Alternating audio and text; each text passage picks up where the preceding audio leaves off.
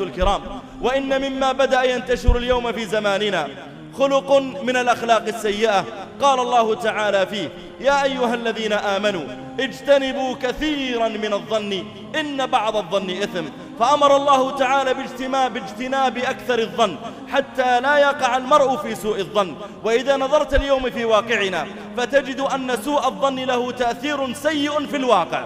فكم طلقت من زوجات، وكم فشلت من تجارات بسبب سوء الظن، وكم ضيعت من أموال، وكم شرد من عيال بسبب سوء الظن، وكم أزهقت من أرواح، وكم سجن من أشخاص بسبب سوء الظن، وكم وقعت من خصومات ومن مشكلات كبار بسبب سوء الظن، وكم عصي الملك العلام وقطعت الأرحام بسبب سوء الظن.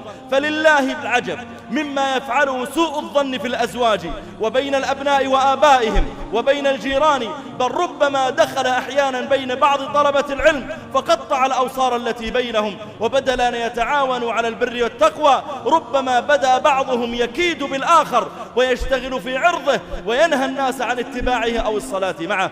لذلك كان النبي صلى الله عليه وسلم يحذر من الظن عموما، ويقول عليه الصلاة والسلام: إياكم والظن، يعني إياك أن تظن شيئا ثم تتخذ قرارا في حياتك بناء على هذا الظن. قال: إياكم والظن فإن الظن أكذب الحديث. ثم قال عليه الصلاة والسلام: ولا تحاسدوا ولا تناجشوا ولا تحسسوا ولا تجسسوا ولا تدابروا ولا تقاطعوا وكونوا عباد الله إخوانا. رواه الإمام أحمد والبخاري في الأدب المفرد.